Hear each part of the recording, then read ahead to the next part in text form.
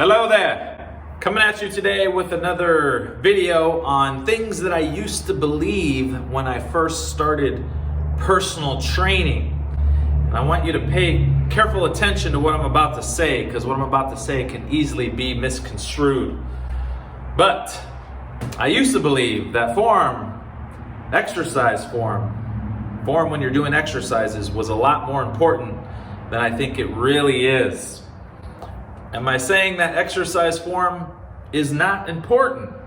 No, I'm not necessarily saying that. I just think it's super overrated. I feel like a lot of you need to hear this because you're putting off exercise. You want to work out, but you're like, oh, I don't know what to do. I don't know how to do it, right? I know the right form. And maybe that's a legitimate excuse for not working out. Or maybe it's just a crutch. Hey, but I'm here to solve that dilemma that you have. Exercise form, that can be crucial when it comes to obtaining a specific objective, right? When I say a specific objective, let's say like maybe throwing a discus, throwing a javelin, maybe like you're trying to max out on your deadlift and you want to be as efficient as possible. But do most people have those kind of goals? But what do most people want to do? Most people want to lose fat. You want to look better. You want to feel better about yourself. And when it comes to goals like that, form kind of takes a back seat, to be honest. And I know a lot of trainers maybe, hey Paul, what are you saying, man? Form is everything. I feel like maybe a lot of trainers use that as a marketing tool, like, hey, you got to get a trainer, that way you know the right way to do something. Like so many times I'll see videos of trainers talking about, this is the right way to do it. This is the right way. Today we're going to teach you the right way to do a bicep curl. But what does that mean? Right way for what? Like, what are you talking about? Like, I understand this is the right way, and then go on and elaborate what you're talking about. This is the right way given the exercise that I want to show you to achieve this objective. But in general, like, what does that mean? And I want to explain myself a little bit more here so you kind of see what I'm saying, the point. Now, in general, when you think about the right form, right? Typically you think of smooth and controlled movement, right? Let's just look at a bicep curl. Let's say I'm doing the right form. Like I've seen so many trainers, keep your elbows at your side, do it like this. Keeping her elbows in line with her rib cage, the side of the body. Perfect. Love it. Also, no swinging of those weights. And I may have my clients do it like this. It's not wrong, but what's the point of the move, right? Let's just imagine that you see somebody in the gym and they're going like this. Right? You probably make fun of them. I see videos like that too, where people are videoing other people in the gym and they're saying, oh, look at this guy, he doesn't know what he's doing. Look at that idiot. But before you can make those judgments, you have to figure out what they're trying to achieve. And this might sound crazy, but let's say somebody comes to me and they want to lose fat, right? They want to be healthy. And let's just assume that I can't give them options with different movements, right? They had to choose between this one and this one. I'll probably say this one's better. That's a better move. Why would that be a better move? It's a better move because you need that kind of jerking motion in your body from time to time to put your joints and your tendons and ligaments under stress so that they adapt and get stronger so you don't get injuries. That's kind of the whole point of proper form.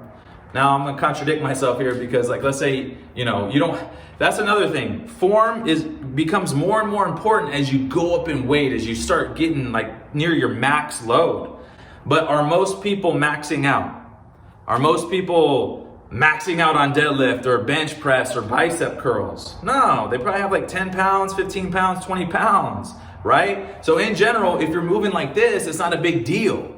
Now, if you have, you're going for some record strict curl or, if you're jerking those weights around and it's a lot of weight, then yes, maybe you might get hurt, okay? But I'm saying this is a general statement for most people. If you're just a regular person that wants to lose weight, you want to look good, you want to feel good, like I said, form takes a back seat. What does it take a back seat to? It takes a back seat to intensity. Intensity is so much more important. How hard are you working out? Or you just like have perfect form and you're not even working hard, right? I mean, I would rather have somebody do this, like really trying, than perfect form like this with like 5-pound dumbbells, right?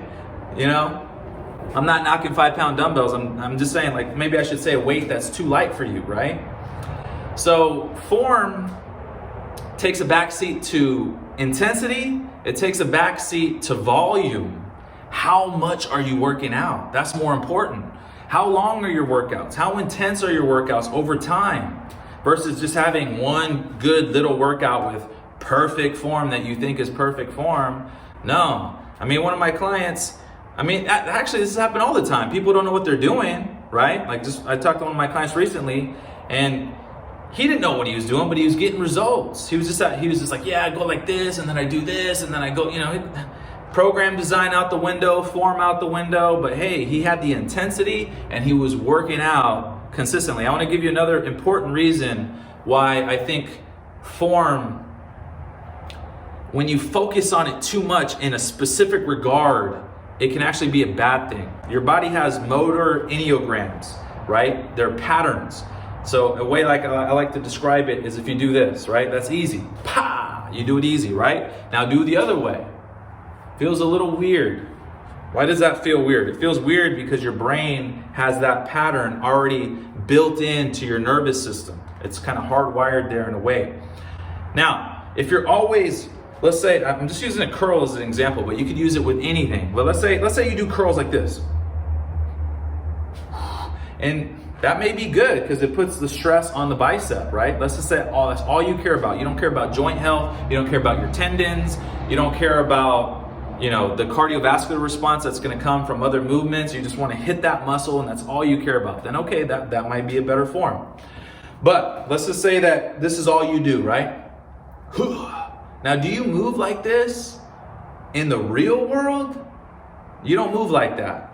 So let's imagine that you want to put some salt in your the water softener thing, right? You're gonna pick it up, you're gonna use momentum a little bit, kind of like what I was talking about like this. You're gonna go, get it up like that. Now, if you're so used to just moving in that specific modality, you're gonna be much more likely to get hurt when you move in a more natural way. It's kind of like, let's say if you're on elliptical, like I got elliptical right here, your body is being moved by the machine. It's on a track, so all those little muscles that stabilize your joint aren't getting worked. So then when you actually go out and you do real life work, you're gonna be much more likely to get hurt if that's all you do. Am I saying ellipticals are wrong? No.